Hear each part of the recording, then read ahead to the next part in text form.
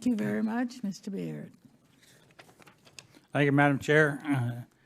And Dr. Drogemeyer, I appreciate your commitment to science and particularly to research and development, and the fact that you are from rural Oklahoma, represent a rural area of Indiana, and so can appreciate the commitment to high-speed internet.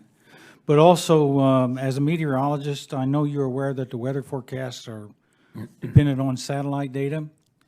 There's been a great deal of concern in the weather community that the deployment of the 5G could interfere with forecasting capabilities, and as you are aware, that could impact agriculture. And, you know, we're extremely dependent on weather and weather forecast as we decide what kind of planting, harvesting, or spraying activities we might do. So would you mind sharing your thoughts on that issue and what steps you're taking to help advocate or mitigate that? Right, absolutely. No, thank you. So OSDP is in fact a part of that conversation in the interagency. Again, Larry Kudlow leads that activity. And with regard to the weather satellites in particular, it was, I believe, last fall we were looking at that issue. I'm trying to remember exactly the band. It was 3, well, anyway, won't worry about the gigahertz band that it was. But the question was, when you have a transmission from a particular 5G antenna, what is this so-called out-of-band emission? Does it leak over to an area where the passive satellites are? Because the satellites are just listening, they're not transmitting, and so they're listening for very weak signals. So the concern there was if there is interference, it could really, you know, inhibit the getting of the satellite data. The challenge with all this is, and of course we all know we don't ever have as much information as we want, but we don't really have a ubiquitous 5G deployment. There's not been extensive testing in the field of these things. So we had to go based on a lot of theoretical analyses and assumptions about what 5G would look like. So we made a best decision, which I thought was good, but also with the proviso that if there are problems, we left enough wiggle room to be able to address them. Can't go up and change the satellites; they're already flying around.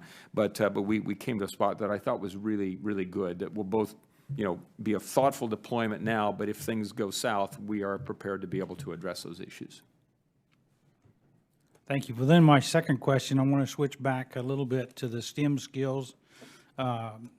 And we've talked a lot about that. We've talked a lot about that in this committee, and I really appreciated you mentioning vocational schools and so on, mentioning welders and the need to really be digitally literate. And it doesn't matter. And you mentioned even though a lot of those machines and robots operate, I wouldn't say on their own, but they still take a human touch and an understanding of the digital concept. So I just wondered if you might elaborate on that a little more, ensuring every American has the opportunity to.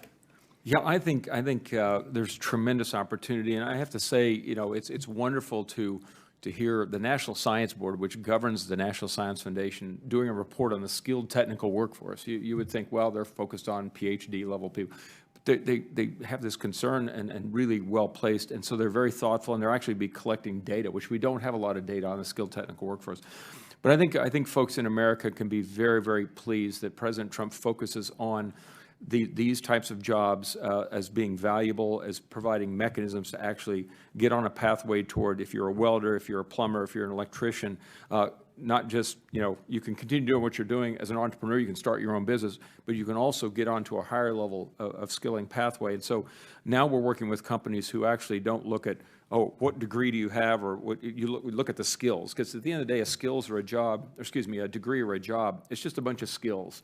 So we're kind of taking this down to the fundamental level of skills of the worker, skills of the employer, skills of the producer, whether it's a technical school, a college, or whatever, and saying, what skills are you really looking for? Don't tell me you need a 4-year degree and 5 years experience. What are you really looking for?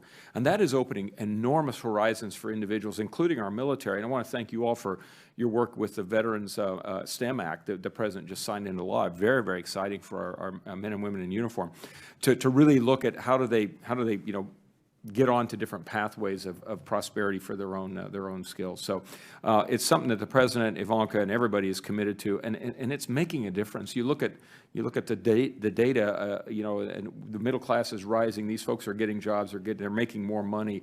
That increases the tax base. It's great for the country. It's great for them and their families. It's just a no-lose situation as far as I can see. Thank you very much for Yes, that. sir. And I yield back. I'm out of time. Thank you very much.